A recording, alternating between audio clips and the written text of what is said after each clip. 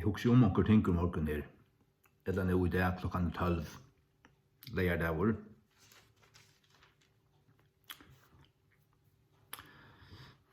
Menneskesoneren da han kom til gjerrar. Året var gjørt kjøtt. God kom, God føddes ikke. God kan hverken når kan du føast, eller dodge, eller endurføast, eller nekka som helst. Det er alt vatl til pinsen. Rævligt vatl. God kom, God manifesterar seg i kjøttet. Året var gjørt kjøtt. Menneskesoneren føddest. Ja, du hva merker til at han er menneskesoneren? Til at han er en av okkon. Han er jo soner Mario. Av Davids att, av Jota attargrøyn. Han tok av seg kjøtt, han identifiserer seg vi okkon, bløyv øyn av okkon, men hans feir var altså god. Og ta i Guds soner kom, ta føddest ikke Guds soner. Guds soner kom, God kom, men menneskesoner føddest. Og han hei menneskesoner ikke vært til, og han føddest. Jo, Daniel sa han i Daniels bok. Han sa ein kvann lukkan menneskesinnen for å genga de her over til hin edle gamla i døvun. Hvor er det her? Hvor er det som menneskesoneren her? Til Jesus som for genga de over til god feir og i himne. Så menneskesoneren sagt du, og i himne er alt evigt. Onka byrjan, det er jo en evig nue. Det var ikke om jar eller i morgen, det er bare en evig sælun tilstand i himne. Og i avlagan. Tøy sier Jesus her i Johannes 3:13, og ønsken mever hever stige opp til himmels, utan han som kom nyer av himne, enn ta menneskesoneren, som er i himne. Men her var menneskesoneren a gjør, men han sier her medan han er a gjør, at menneskesoneren var i himne i øysene. Så sjalt om menneskesoneren kom til gjerrar, så var han i himne og i avlagan. Men menneskesoneren føddes, og han måtte vekse opp, og Guds nøy var over honom, og han tok til og inte tja godi og mannen, han vaks og styrstna i andan og alt det her, og han ble røyndur. Kvitt her? Jo, fyrir at styrstja han, det som var ugenom, det som han er, fyrir at han fører han. Han var fører, men fyrir at røys han opp. Men kvært? Han menneskesonen som er i himne, til han menneskesonen som ble lytter opp til himmens fra olivenfjallene. Kladde vi dårlig opprisen. Til han menneskesonen som er i himne. Men han var den samme som fødtes her, Arna var deier, Arna var dårdargjørder. Så her er det til at han lakka i seg og let seg ur en parste. Men han vært han samme allikevel. Han avkladde seg. Og gjørdes mann og løykur, og byrstes som mævur. Lad dere lese det, ja.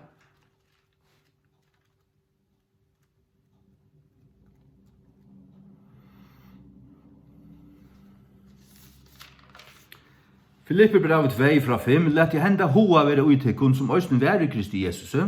Kvør, verandi ui forme Guds. Han vær ui forme Guds, hvis det er er du i form Guds, så hever du Guds form, så er du god. Det er ikke her vi sagt at soneren er feiren. Men feiren er soneren, god er feiren, soneren og halvtje anden og i øynene pakka. Ikke trudje godar, men trudje personer og øyn god. Men øyn god. Men møter du bare gode feir, så møter du gode. Møter du bare god sine, så møter du gode. Ikke en trinj av gode, men gode er sånn fotel fytling. Tog stendte da i Efesbraunen at i honom bor all fytling goddamsins liggandia. Og i Kristi bor all fytling. Da bor alt i honom her. Men allugavel er det trutjer, du må skilje et. Kvør verand i forme gods, helt det ikke rån av være javner vi god, du tar veran. Det var ikke rån at han var javner vi god, han var javner vi god. Men gjør det seg sjålvan av ongon omdømme. Nå blir han a lakka seg, han gjør det seg av ongon omdømme. Og tåg på seg formen av en tænare. og vær gjørdur i lukklaka manna, vær vi ett, gjørdist, blei gjørdur. God feir, god halja anten gjørdu han, til lukklaka manna. Det vil sige, god kom, god kladdi seg ui kjøtt, og kom okkara mittlum. Menneskesånur var føttur. Og verande funnen ui snige som mævur, han var funnen ui snige som mævur. Ei mukti han seg sjálvan og gjørdist lujen et deia, enn ta deia krossins. Hvers vegna god til å se god feir, òsni hefur hotligane opphevja han, og gjevi hon et navn som omanfyr hvers navn. For Jesu navn hvers knæ skal bodja seg, tingun ui himne, og tingun av gjør, og tingun under gjørne. Og at hver tunga skal jotta at Jesus Kristus Herre til dårdar Guds feirsins. Jesus Kristus Herre. Jotta det her, så du ikke måste jotta det i helvete. Jotta det ikke å gjør, og bodja til for honom, fylkjer honom, og gjerst han til ditt fulle allit, til sals frelso, så kjem du å jotta Jesus Kristus Herre, men ta verer i helvete. Takk vi munner av og jotta han her, ikke bare jotta han, men hev han som til frelsere, som til Herre, og fylk honom, og elska han, og tæn honom. Amen. Hikk.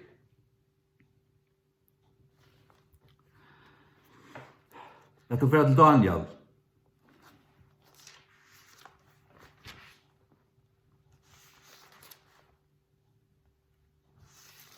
Håper jeg finner det. Jeg vet ikke om jeg stikker under det. Jo, Daniel jeg visste det var tjei 25. Jeg sa i nattarsjøvnen noen, og så i øyn, lykka som menneskesåneren. Kom vi skudjon himmens, og kom til hins fyrndar gamla og døvun, og tar førdu han nær framfri han. Hins fyrndar gamla og døvun til han gamle. God feir, han ser eldre ut. Han avgjør, han har skatt ønglander og alt. Han har ikke skatt sonen. Soneren lukk avgjør, men han soneren. Hatt nemlig at det hadde løgn, og hvordan soneren kan også være god. Jesus god soner, men han også god. Og han fullt god, og han fullt medvur. Hatt han løgn der, men hatt Jesus. Vi kunne ikke avnokta til at han medvur. Og det menneskesoneren som medvur. Soner gods ikke medvur. Men personen Jesus Kristus soner gods og menneskesoneren. Så han medvur og god, sier du. Men soner gods føddes ikke. Soner gods kom, god kom. Men menneskesoneren føddes. Menneskesoneren til at han medvur. Vi må skilje et. Vi må da grønne sunter. Og innehalde alt, ikke blekka vekk. Ikke bare trygg og en part, vi må suttje alt dette her. Og her var akkurat kristologi retta. Og akkurat bibliologi, akkurat lære om bibliona.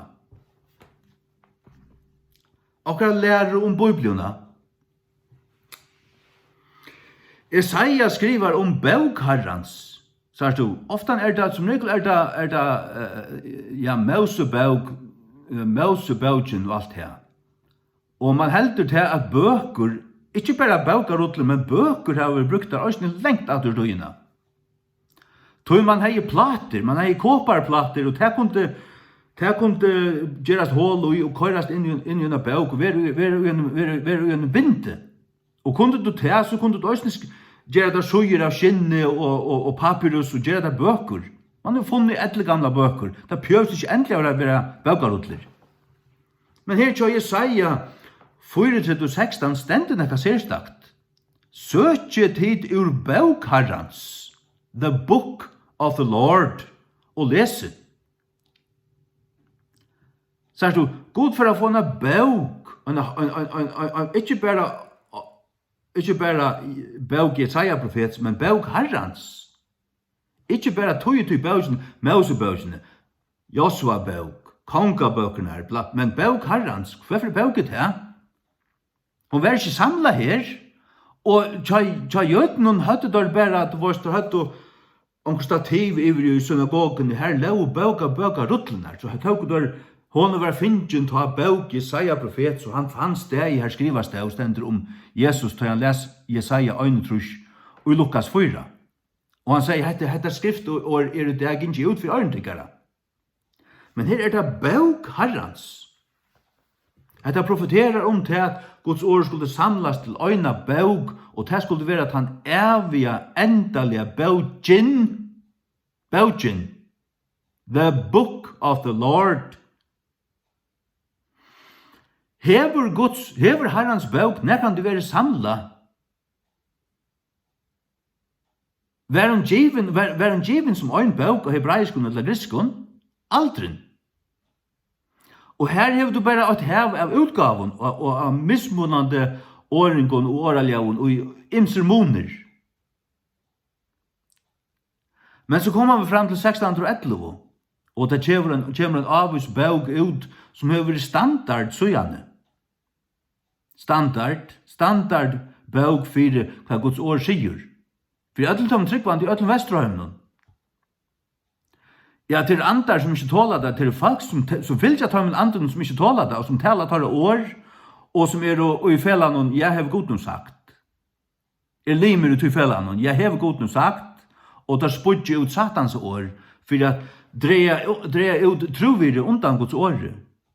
Men tar det år skulle ikke standast. Tar skulle søgnast være at det skommer som der tar Inner vanto skulle ikke standast i daumen. Inner vanto skulle ikke standast i daumen. Jeg så sånn at det stender. La meg hitta.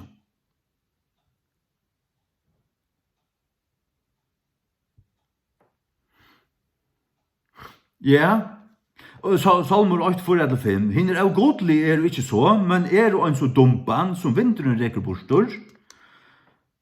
Tøy skulle tøyr av godelig ikke standast og i daumenon, etla syndarar i samkom hinna rattvisu. Til at Herren kjenner vedtøyra rattvisu, men vevur hinna av godelig skal tøynast, perish, glatast, tøynast. Hikk. Og Salmi 119 først stendur, æver og Herre, tutt år grunnfest og i himne. Æver og Herre, tutt år grunnfest og i himne. Jeg byrja ta som menneskesonen, jeg så snæret iver at ta som Guds år sagt. Og jeg visste der til at menneskesonen vær og i himne er han kom, og med han vær gjør, så vær han også i himne. Og han sa byrjan til han var født til han vaks opp, vær ikke han samme som han sa endelige dårdargjering her oppe av Olivenfjallen til han var litt opp til himmels. Så vil si der til at Guds år i himne. Men det ikke noe som vi ikke kan se og gjør. Og god til henne bøk i himne. Bøk herrens, leser i bøk herrens, og hans år grunnfest æver i himne. Det grikst og hebraisk som noen kan se, som vi bare kunne drømme om, så høylagt her det ligger i himne. Hverjen Guds år atla? Det atla god at det har litt sånn, her kommer lukta, legger, kommer nærst, kommer koin i bøkken her. Iver høver aldøyles ikke. Heldig du til så en blindur, avgoda samur stottare. Steinblindur, stallblindur. Nei, lykka som vi Guds året ta kom, det heisna byrjan ta vaks. Guds året ta mange vi Guds året vi stauren å, altså. Menneskesonen ta vaks. Han skulle røynast, han var fyllt i høylig andan, og løyder ut i øyemørsene, var frøst av 40 dager før den etter djevelen, og så kom han atter i kraft herrens, ta byrja undren at henta. Og så skulle han loja, og så var han krossfester, og så røys han opp dårdargjørter. Kunde gengen kjøkken vegg, gengen kjøkken lastar dyr, men han lykka all etta. Og så forsvinne atter, og bare komme atter, og være litter opp. Så du, han dårdargjørte Jesus, det var han samme som vurste seg for Peter, Jakob og Johannes, og dårdar ombrøydinger fjallen i Matteus 16. Men han ber, så var han dårdar ombrøyte for tøymen, og han skøyn. og i sin dult, han ser anlitt lyst som solen, akkurat som Johannes ser han i uppenberingen i 8. Så her brøttest han. Her kom noe iver han her til evig, at han kom nye deler iver han, hesen er soner moin. Min hotte elskaje, høyre han, taler en rødt for himmelen, iver tar trutjar her. Hesa rødt hørte vi av ombrøydingar fjallene, sier Peter, og i første Peter 8, sier han til nødja. Halleluja. Ja. Men han som fører til himmels, det var at han dultar gjørte. Og her fyrir menneskesåneren og god, og sånner gods. God, sånner gods, og menneskesåneren i øyne pakka. Han er fullveis god og fullveis mævur. Fullveis mævur. Her fyrir han lytter opp til himmels. Vi øya, og han skammast ikke vi okkun at kallast okkara brauer, han er okkara brauer. Men han er god. For sitt der at øyn som identifiserer seg bløy, han samøyner seg ved mannaatena. God fægir og god halja anden taug og god son og gjørte han til å sa og korte han inn i løvmørna av Mario, jomfrunne Mario, og god soner vaks opp her, vaks og kom ut, kom fram, og vaks til mans, til fotla mennesko, og hele anden kom så ivran her til han ble salva over, og atter ta taler jeg en rød for himne, hesten er soner min, atter ta taler jeg Guds rød for himne, rød Guds fægers altså, hesten er soner min, men han kallar seg ofte han er menneskesoneren, men onkel til soner Guds, han er bæge, og skriften sier okken at han er god, kommende kjøte. Om æver og herre tutt år er grunnfest i himmelen, hver er bauk hever god i himmelen? Er det fromhandridene? Så at fromhandridene er akkurat som den nøyfødde Jesubatene. Som ikke var blivet til det, men det var, altså, hver er det her? Han er menneskesåneren, han er sånn gods, han er godkommende kjøttet, men han måtte vekse opp. Han måtte læres, han måtte lære geng og lære lese. Og så kom det her til han ble døtter, og så begynte han seg tjeneste, og så skulle han loja. Det var atlan, det var Guds planer, det skulle de hente. Men så skulle han røysast opp. Han røyser ikke bare opp. God røyste han opp, av 3 dager. Og han var duldargjørdur, og han duldargjørdur ble litt til himmels.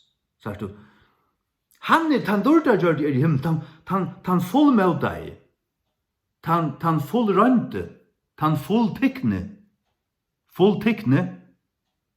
jeg vil ha fulltikne til å ta fullt møte av. Og det er han, men det var han som var i himmel, og han kom. Hatt er mykle løgndardømmer, men hatt er så løys. Hvordan så vi Guds åre? Hvordan er det her vært til? Tid som jotta tykker trygg, fromhandritene, ta Guds høylige år, ja. Hvordan langt eksisterer fromhandritene? At fromhandritene til Nødja testamentet til dømes, hvordan langt det eksisterer? Kanskje 100 år, eller minne, og i meste leie 300. Og så har man haft så nek ævrig av nere, hva skal det opprunna handlet ligger her, hva skal det brottna i det, og hva skal det, hva skal vi måtte flutja, at det kom eldre og romarene kom og brente bygdene, og det, ja, men det er ikke ikke, vi tar 200 kopier. Tid som tilbyr opprunna handlet til blind og til avgoda sånn, idolatrous, avgoda sånn. Det er ikke papyre, det er ikke det. Det er det som Gud har givet, det som Gud gav vi utblåstere, det lover han av varvøyda. Og de årene han gav, de er skur. Så at han gav skur-år, men så sier Guds år øyne at de er skurgeie.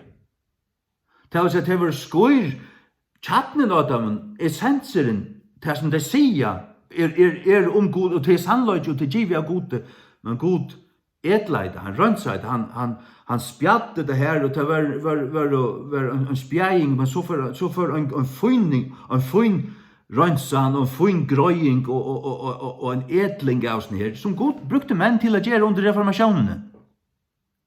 Hva er det beste og det retteste av det hebraiska? Hva er det beste og det retteste av det griska? Og så ble det samla og givet ut flere utgaven, prent av en utgaven, etter Erasmus, Besa og Stefanus og der.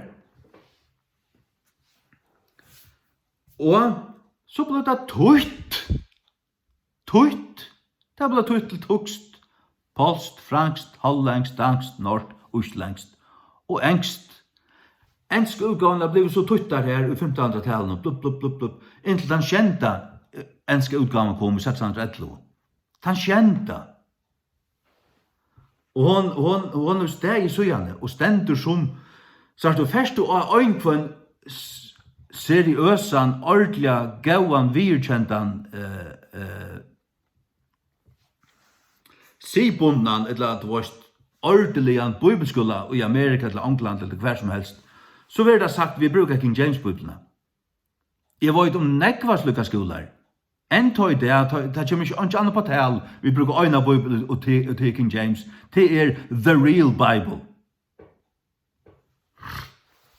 Salmur 12, 6-6 her til endans. Årene til herren skuir-år, de skuir. The words of the Lord are pure, ikke clean, det som clean til vaske åttana, til rønt åttana. Det som pure, to purify, til å kåre jøkken eld.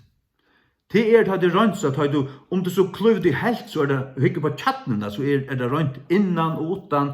Du kan smelte det, og det kommer ikke avrønt ur det, til rønt alt som det Til her, Guds år Årene til herren skuir-år, men så sier han, som silver rønt, det rønt, og i en brasloovne av gjør, in a furnace of earth.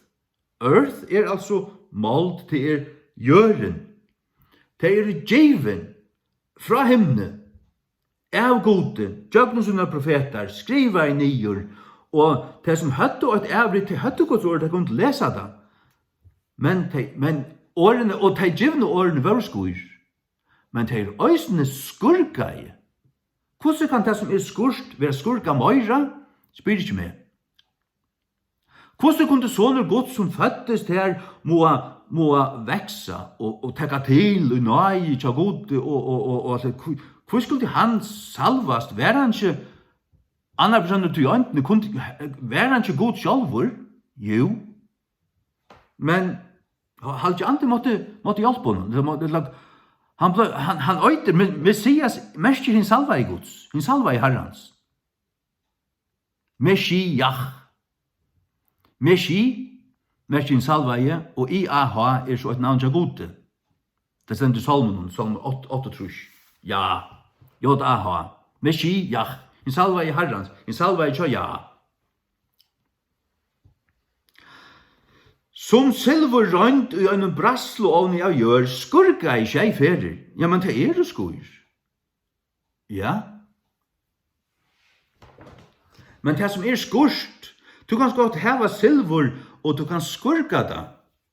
Mør vi at polera det. Det silver, men du leger skuffen i 20 år. Jeg lette kun skurka det. Men det kom bara fram til skurra som vær her. Men du skurka i det. Sagt du. Skurka i seg ferir, så sier Guds ord, du skal være teg, og Herre, du skal varvøyda teg fra hese atom over. Så teg given, teg vera skurka i, og teg heva sånne gongt av gjørene, og gjøkken tøyene. Og Herren skal være teg, thou shalt keep them, O Lord, thou shalt preserve them. Gud skal gøyma deg, varvøyda deg, fra hese at over. Hverje, de skøyre årene, som Gud gav vi Moses og profetensøynen og apostlensøynen, skriva, som var avskriva, og tøyt og drøvd og spjatt og saunai og så ble alt, og så kom prenthøknen, og så ble det standardiseret, det beste, det rette tekstfamilien de røynast og best og handritene, de heppeligaste åringarna, de åringarna og i handritsfamiljene som æra god og læra sannløkan om han best, så han det velja vi til. Og så ta i vel gjørst, så hitt lukka som ivestegi. Såles kjemur Guds bøg fram. Og han kommer fram til han, og hun har sånn byrja lengt etter tøyene. Vi tar som Moses byrja å skriva. Men det som Moses byrja å skriva, Moses levde 1600 før Krist, han skriver om homsens skapan og alt det der. Hva han herfra? Guds anta. Han hørte jo fra gode. Og det kan også være at man fra gamle tøy heie, som vi byrja å sige, plater, kåparplater, støynplater, kanskje helt fra Arjen Sintaflauna, og lykka som kanskje nøa hei vissar, man vet ikke. Men det blir bare til spekulasjoner. Men vi tar Guds ord her i det, og trygg vi og vet, og i munn i hjärsta, Guds bøk AV 1611. Det det endalige produktet. Det dårdar gjørta. Man kan säga, just som Jesus Kristus var deir, og så reis han opp atter, så fikk han sitt endalige likam her, som ongan skal dodge atter. Da ongan de atter. Såleis trygg vi og i munn i hjärsta, det sotter vi, og sotter vi være spottar for halta. Det halda det være fullstendig lengt ut av vøyte. Jeg halda tikkun, som har alle som moderne tryggvinnar, eller vantryggvinnar, totalt lengt ute, og kan bare be for det. Det er ikke ordentlig sint ut det. Hvordan vøyk og vidløyd og blind og dunkel, og det trilver i myskene. Og sette det sammen, og så har vi hver sånne bøybel, og ikke leva loika, og ikke og nei, man vet ikke. Færre slå opp i omkring leksikon, spyr tar lært og tar vita, og så tar lært som gang frelster. Og så løyter det da enda tøyeren voisent, som så kauhøyen og råten som hun kan være, og mysk. Nei, løyter av Guds tøyere. Løyter av reformasjonene som Guds versk.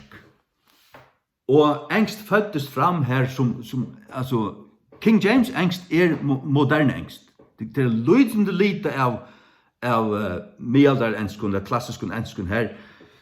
Men formeren spyr bare angkvann engskans malfrøying. Engst, moderne engst byrjar i 1600, eller 1550, ta byrjar moderne engst. Og 1550, ta det Middle English. Middelalderengst. Det så som William Tyndale, som jeg har litt her, som helder telefonen til meg. Jeg har en stakk av bøyblen her, så legger telefonen av her, så ligger Nye Testamentet til William Tyndale og helder telefonen. Han helder telefonen til meg. Men han sier sannløyken om det.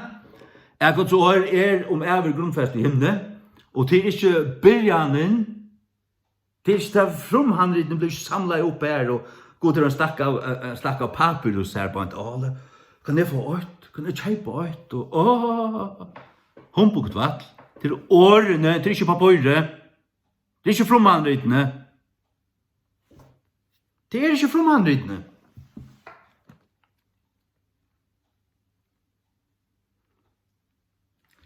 Ta Paulus skriver til Timotheus, og skriver til at han har kjent inn høyla av skrifter fra bandsbøyen Jev.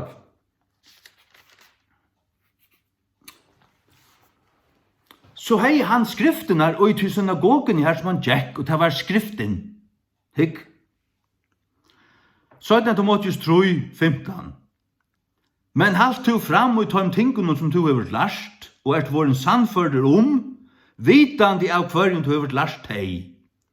Og fra badni av du har kjent dine høyla og skrifter, som fører for å gjøre til voisan til frelso, djøgnon trygg som av Kristi Jesus. Halleluja. Han har skriften her, men han har kopi. Mosebøkene De kopien han hei av Mosebøkene var kanskje 15. eller 20. avrit, men det var rett og rønt og ettfærande. Såløys, og Guds år lovar her i Salme 12:6-8, at Gud vil varvøyda han gav skur år, og de skurka i tjeiferer, og så vil han varvøyda deg. Det er en utarbeiding og en varvøysla og en skurkan i djøgnen tøyina, og så kommer det fram her til at det ikke øyter baukarutlinar, men Herrans bauk. Herrans bauk som øyn bauk, ikke i øynene av Herrans bauk, og ikke der bøker var opplatna, ja, det er Lufsens bauk, det er sånne bøker, er det bøker som går over himmelen. Det kan også være Bibelen. Det kan også være Bibelen. Men Herrans bauk, det er King James Bibelen. Jeg sannfører om. Tog jeg til ein bauk, Gamla testamentet og Nudja saman, og allheims mal i enda tøyeren og God gjør det særligt versk og i de enske bøyblene fram allar era bøybler. Og allar hinne reformationsbøyblene og stegger opp, der var lute brukt der, Luthers av bøybler var brukt av Onkel Baptisten i Schweiz og Jøkken Tyskland. Annars det bare så moderna og bøyblene tysko, som bare moderne perversioner. Men King James Bibelen vil enn brukt ut til reformere engsttalende til heimen, og nekven over London Østene. Først du ned til Afrika. Først du iver til Philipsøtjar. Her som det kanskje hava en amøynighet av til at som å tale annormal, så bruker det bare en enska bibel. Jeg vet det fra føringen som hava filippinska kone. At hver bibel bruker det her, bare King James, og nere i Kenya og Etiopia og Ghana og forskjellige afrikanske London. Møynighetene her, de bruker King James Bibelen. Halleluja. Det er noe her som sier dere om det. Det er noe her, man har en sannføring om det, og tar du sørst bøkene og åpner den høyre listen, og du begynner å lese igjen. Ta du føler at det er fotla til røyna, fullmøta, fullkommet, det mangler ikke ui. Du sitter ikke spørnetesting i et øyneste år. Det er ikke som lærer det for kjærst. Det er ikke som er myrskur, Guds ljus skoiner støv til jøgnen, og i hverjen setning, hverjen åre, og til ære Jesu Krist, som ingen annen bøk av gjør. Jeg til Guds høylige år. Han halte jeg fast vi. Han halte jeg fast vi. Og Jesu navn, gjør du så vi, og Jesu navn, amen.